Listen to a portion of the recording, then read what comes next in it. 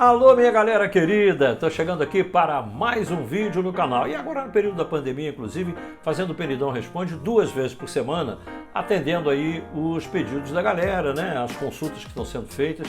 Então, olha, chega aí na boa de like, se inscreva, traga os amigos, espalha pra geral, coloca no grupo de WhatsApp, são todos bem-vindos, são todas bem-vindas. Simbora então? Você pergunta e o Penidão responde.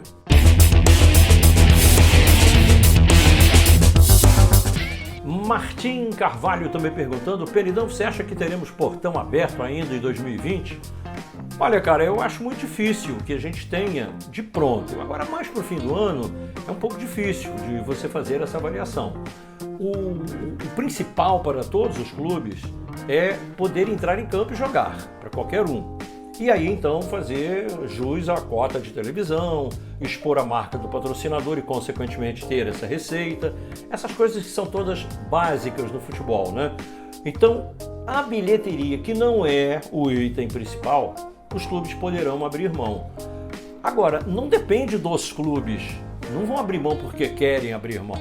É preciso que as autoridades sanitárias digam: olha, a partir do dia tal do mês tal, vocês podem abrir os portões e vender ingressos na quantidade X, Y, se com a metade da capacidade do estádio, com um terço, um quarto, não sei quanto exatamente. Agora, precisar uma data, acho um pouco difícil. Como eu sou um otimista por natureza, eu acho que antes do fim do ano, os portões deverão ser abertos, ainda que gradativamente. No início, quando a bola rolar, nem pensar. Vai ser com o portão fechado mesmo. E um exercício aqui, mais ou menos do que poderia ser esse cenário. Você ter no Maracanã um degrau inteiro do anel do Maracanã com as pessoas espaçadas. Uma cadeira preenchida, 2 vazias. Outra cadeira preenchida, mais 2 cadeiras vazias. Isso aí seria mais ou menos o quê? 1/3 da capacidade de ocupação. Nos camarotes, guardando uma distância também razoável, tanto para cima, quanto para baixo, quanto para as laterais, mantendo a distância de 2 metros de um torcedor para o outro, daria lá, sei lá, no Maracanã, umas 20 e poucas mil pessoas ao todo. E não haveria esse contato, mas é coisa para um segundo momento. Já é um momento de otimismo. O primeiro momento, e pelo qual a gente espera, claro que espera, com autorização das autoridades sanitárias, é que os jogos possam voltar a ser realizados. No início, repito, com portões fechados. Jefferson Matos me perguntando: Penidão, o que você achou da postura do Montenegro com relação ao Flamengo e volta dos jogos? Eu acho que o pronunciamento do Montenegro mostrou, antes de mais nada, que ele é um dirigente cascudo, um cara experimentado, rodado no futebol. Ele sabe, no fundo, ele sabe que o Flamengo não vai fazer o futebol voltar na marra simplesmente porque ele é o Flamengo, simplesmente porque ele tem mais torcida. O que ele fez? Ele se resguardou para um futuro argumento, já que o Flamengo passou por um problema gravíssimo, que foi a tragédia do Ninho. Então disse: olha, o Flamengo é uma tragédia anunciada, querer voltar, como se o Flamengo estivesse botando o time em campo, chamando os adversários: venham jogar, venham. O Flamengo não fez isso. O Flamengo se reuniu na federação com os demais, com os outros clubes. Disse que tem pressa. Claro que o Botafogo, no fundo, também tem pressa. Só que todos têm a pressa na medida do possível. Ninguém vai arriscar, nenhum clube, não é só o Botafogo, o próprio Flamengo não vai arriscar, em hipótese alguma, colocar um jogador lá e ele sair de campo contaminado. Então, os procedimentos do jogo, como é que é o nome do negócio? É jogo seguro, né? Aquele documento que foi feito na federação, elaborado com a participação dos médicos do Flamengo, do Botafogo, do Fluminense, do Vasco, Boa Vista, enfim, todos. Mais o presidente do Vasco, que também é médico, todos foram lá, participaram. É o presidente da federação, que também é médico, que também é letrado em epidemiologia, infectologista. Eles fizeram um documento para ser apreciado pelas autoridades sanitárias, pela prefeitura, pelo governo do estado e tudo mais. Esse documento sendo aprovado, tudo bem, beleza. O Montenegro, claro, pegou um discurso tranquilamente, inteligente até da parte dele, mas que não serve para outra coisa a não ser resguardar um possível argumento no futuro. Ah, eu falei, apontei o dedo, eu avisei e tal. Mas eu acho que não vai ocorrer nada disso, porque eles só vão jogar quando a coisa estiver com a segurança absolutamente total. Então, o Montenegro, como ex-presidente do Botafogo, o fundador do Ibope, uma pessoa de uma credibilidade imensa, rodado no futebol, campeão brasileiro de 1995, presidente que resgatou a sede do Botafogo, ele é sim uma grande autoridade no mundo esportivo. Na sociedade brasileira também.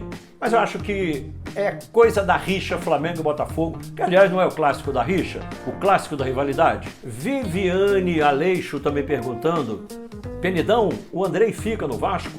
Ah, Viviane, eu acho meio difícil.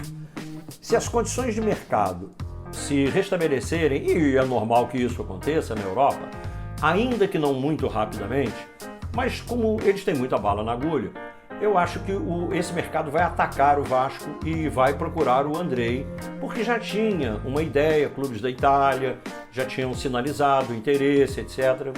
No Brasil, houve não vou dizer que houve uma proposta, mas uma sondagem houve do Atlético Mineiro. Não foi uma coisa assim direta do presidente Sete Câmara ligando para o presidente Campelo para dizer eu quero comprar, não foi isso. Mas a gente sabe que quem conhece o bastidor, e eu conheço, são pessoas que são amigas umas das outras, são intermediários, né, para fazer o contato.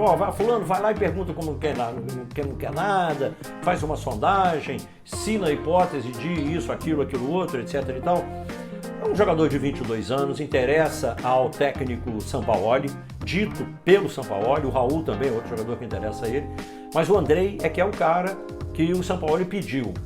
Se o Atlético Mineiro vai realmente chegar e cacifar, botar em cima da mesa uma proposta, tá aqui a grana, não sei nem se o Galo vai ter condições agora assim muito rapidamente, mas o Vasco vai ter que fazer dinheiro. E o Andrei é uma moeda, é um ativo financeiro, eu acho que o Vasco vai acabar vendendo. Paulo Sérgio Almeida me perguntando: Penidão, o Flamengo pode se inspirar no Atlético Mineiro e construir o seu estádio próprio? Olha, eu acho que não tem nada a ver, acho que não deve não, pelo seguinte: o Atlético, caso venha a fazer o tal estádio que foi falado, que é uma parceria com a MRV, até anunciante do Flamengo, a MRV construiria o estádio com um custo de 8.900 por assento, um estádio para 46 mil pessoas, ou seja, é um estádio que, segundo o projeto, segundo a proposta feita, é um estádio modesto, um estádio barato, seria o mais barato de todos os estádios novos do mundo. Como o Atlético não tem casa, ele joga no Mineirão, que não é dele, mas é um baita de um estádio. No Independência, que é muito bonitinho, charmosinho e tal, mas é pequeno, também não é dele, e é um acesso complicadíssimo. Lá no bairro Califórnia, onde seria ou será o estádio do Atlético, também o acesso é um problema que eles vão ter que resolver.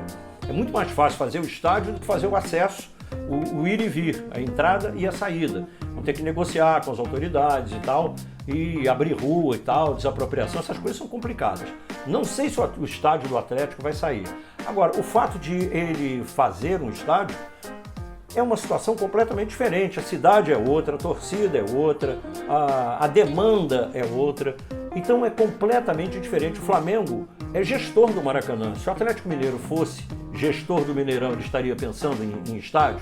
Agora, tendo uma parceria, é possível fazer, tendo uma parceria, se alguém bancar, se alguém vai botar a grana, muda o raciocínio completamente. Se o Atlético precisar tirar dinheiro do bolso para fazer o estádio, não vai ter estádio. Ele não tem dinheiro para fazer. Então, se alguém quiser dar essa benesse ao Flamengo, vou construir um estádio para você, aí é um outro tipo de raciocínio. Então, ele não tem que se mirar em nada do que está sendo feito pelo Atlético, porque as circunstâncias são completamente diferentes. E esse tema de estádio é, inclusive, um tema muito rico, muito amplo. A gente levaria aqui horas para falar sobre isso, porque os clubes brasileiros, eles mudaram muito a sua relação. O Botafogo, depois que perdeu o estádio dele e conseguiu improvisar o Caio Martins, ele se realizou no momento em que ele fechou com o Engenhão. Então ele passou a ter o estádio, botou até o nome do seu cracaço Nilton Santos. O Palmeiras, ainda que com a W Torre, que ele não seja o mandatário principal, dono e tal, ele tem um estádio. Tá lá, a Aliança, o estádio é do Palmeiras. O Corinthians tem, se bem que o Corinthians ele tem um grande estádio e um problema maior do que o estádio. porque ele não conseguiu pagar, está todo encalacrado com o estádio, mas não importa, está lá. E os clubes brasileiros passaram a ter estádio. O Atlético Paranaense fez um baita de um estádio, né? A Arena da Baixada é um mega estádio, maravilhoso mesmo, muito bom. O Curitiba já tinha o seu estádio, Couto Pereira. Tá meio velhinho lá, precisando de uma obrinha e tal, uma lanternagem, pintura e tal, mas é um carrão. Ele tem o seu estádio. Santa Cruz tem. Na Bahia, você tem lá o Barradão e Pituaçu de Vitória e Bahia, mas você tem a Fonte Nova, 0 km, que não é de nenhum dos dois, mas é tipo Maracanã, tipo Mineirão, que é um estádio que é, na verdade, de todo mundo. O Grêmio Internacional são dois exemplos clássicos, assim, top do top, né? O Beira-Rio é um estádio do Inter, não é um estádio nem arrendado, nem doado, nem nada, é um estádio dele, um estádio nota 1000. O Grêmio fez a Arena, perdeu o Olímpico, poder ter a Arena Grêmio, que é um estádio também extraordinário, mas são realidades diferentes, em praças diferentes. Esses raciocínios de novos estádios podem sofrer uma grande alteração pós-pandemia, porque na pré-pandemia a realidade era essa, embora no caso específico do Flamengo fosse uma posição oficial priorizar o uso do Maracanã e não fazer estádio próprio. Mas vai que no futuro esse negócio aí pode mudar de rumo? Sei lá, pode até. O Wesley Santos está me perguntando, querido Fluminense vai vender o Marcos Paulo? Olha, cara, eu não tenho cartinha, bolinha de cristal, mas eu vou te dizer que vai vender sim. Vai vender pelo seguinte, o Fluminense precisa de caixa. No início do ano, o Fluminense já não tinha uma situação muito confortável financeiramente, muito pelo contrário. Mas o Fluminense conseguiu negar a venda ao CSKA de Moscou, que ofereceu 33 milhões em reais, isso, por 50% do valor. Se fosse hoje, ele vendia hoje. Essa quantia, o Fluminense não pode abrir mão dela, sobretudo depois da pandemia, das enormes perdas financeiras, e ainda não se sabe a extensão total, sabe até a data de hoje, mas até quando vai e o tamanho do prejuízo? Só vai aumentar nos próximos meses, claro. Então o Fluminense tem lá um jogador de alta categoria, o Marcos Paulo é uma joia, esse pode ser chamado de joia, é novo ainda, tem 19 anos de idade, é um jogador que tem um valor grande de mercado, tem a cobiça internacional e vai vender porque ele também quer comprar. O Fluminense quer comprar? O Fluminense é o Fred. Não é comprar porque ele não vai pagar pelos direitos federativos, passe, liberação, nada disso.